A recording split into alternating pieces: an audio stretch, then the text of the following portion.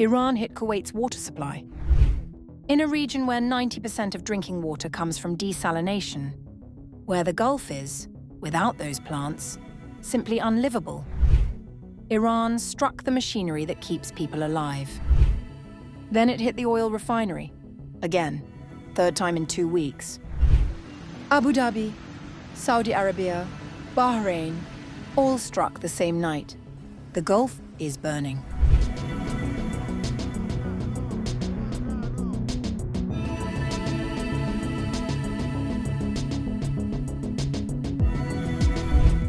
In a major escalation in the ongoing war in the Middle East, Iran has struck a power and water desalination plant in Kuwait, causing material damage to several of its components.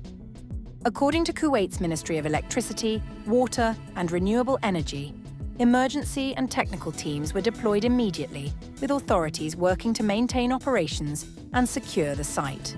No casualties were reported yet.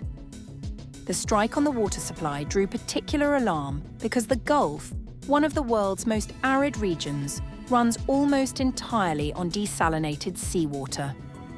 Around 90% of drinking water across Gulf states comes from processed seawater.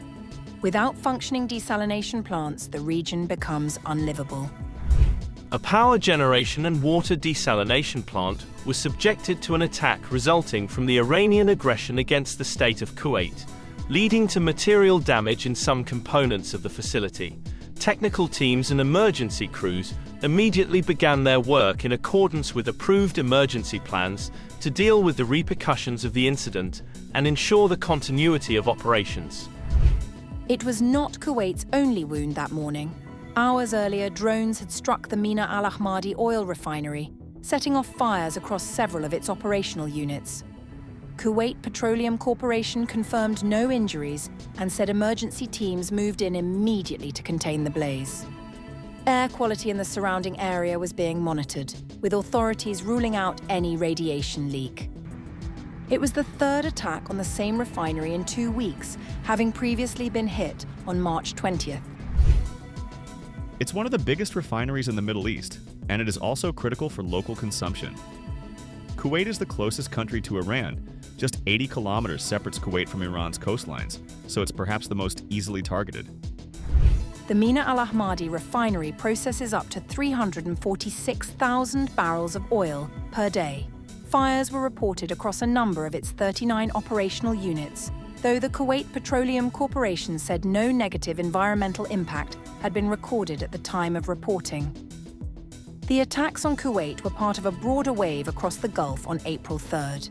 Debris from an intercepted projectile caused a fire at Abu Dhabi's Habshan gas facility, forcing operations to be suspended. Saudi Arabia intercepted and destroyed several drones overnight.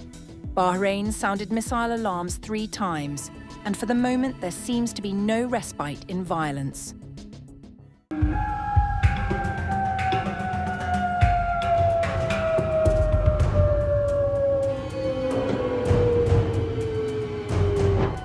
The footage was brief but striking. A missile, or its separated warhead, bore down on a US-used military base in Jordan on April 1st, as 2 American air defense missiles rose to intercept it. Both missed. It was one frame in a much wider picture. Iran's Qatam al-Anbiya headquarters claimed that in the same wave of operations, a precision strike on a covert gathering of US officers in the UAE had killed 37 and wounded many more, with casualties transported to hospitals in Manama. Wave 89 killed 37 US officers in the UAE. The wave involved over 100 missiles, drones, and 200 rockets across West Asia, coordinated with resistance factions, targeting US and Israeli forces with precision. Attacks included US helicopters at Al-Adiri base, naval radars in the UAE, the Zionist tanker Aqua 1, and the aircraft carrier Abraham Lincoln, forcing it to withdraw. Neither Washington nor Tel Aviv have confirmed the toll. Both have consistently disputed Iranian casualty claims throughout the conflict, now in its 33rd day. But the strikes themselves were harder to deny. The IRGC's Aerospace Force Commander, Brigadier General Majid Mousavi, confirmed that drones and missiles had struck a residential compound for American pilots at the Al-Kaj base in Saudi Arabia. A gathering, he said, of around 200 personnel. Today we attacked the residence of American pilots and aircrew in Al-Kaj, Saudi Arabia, with a drone and a missile, and struck a gathering of 200 people. Now, to the list of casualties and damages for Trump and Hegseth, apart from the AWACS, tankers, and fuel depots, a list of casualties and injuries to the flight crew has also been added. From Jordan to Saudi Arabia, from the UAE to the Persian Gulf, Iran's reach on April 1st stretched across the region, and the strikes kept coming through the night.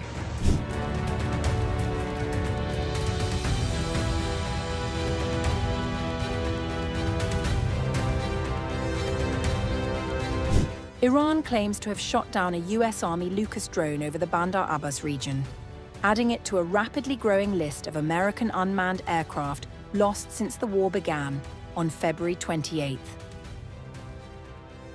In a statement on March 29th, Iran's Joint Air Defense Headquarters said that its integrated network had downed 135 drones in total. The US has yet to confirm a specific tally, and independently verified figures remain difficult to establish in the fog of war. An aggressive enemy drone was shot down by the successful fire of the valiant men of the Army-Navy in the Bandar Abbas region. With this one included, the number of drones downed by the integrated network of the Joint Air Defense Headquarters of the country has reached 135.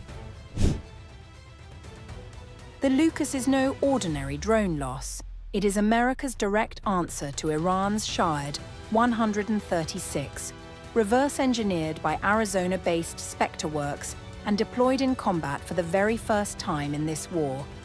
That it was brought down by the country it was modelled on carries a significance that goes beyond the battlefield. The Shahed 136 was built for one reason: to compensate for Iran's inability to match America's $900 billion military budget. At between $20,000 and $50,000 per unit, it forces the US to expend $4 million Patriot missiles to shoot them down.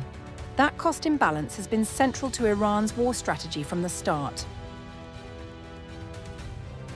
The Lucas was Washington's attempt to flip that logic, priced at around $35,000 and capable of striking targets up to 444 nautical miles away on a one-way kamikaze mission. US Secretary of War Pete Hegseth had declared the matter settled before a shot was fired. The Lucas was unveiled at a Pentagon drone showcase in July 2025, part of a broader push that included Trump's executive order on American drone dominance and a December 2025 Pentagon request for 300,000 low-cost drones. On paper, it was a program built to win a war of attrition, but over Bandar Abbas, on March 30th, Iran suggested the attrition is running both ways. On March 30th, the IRGC separately announced it had also destroyed 2 MQ-9 Reaper drones, each of which costs around $30 million, over Isfahan using an advanced air defense system. The US has not confirmed that loss either.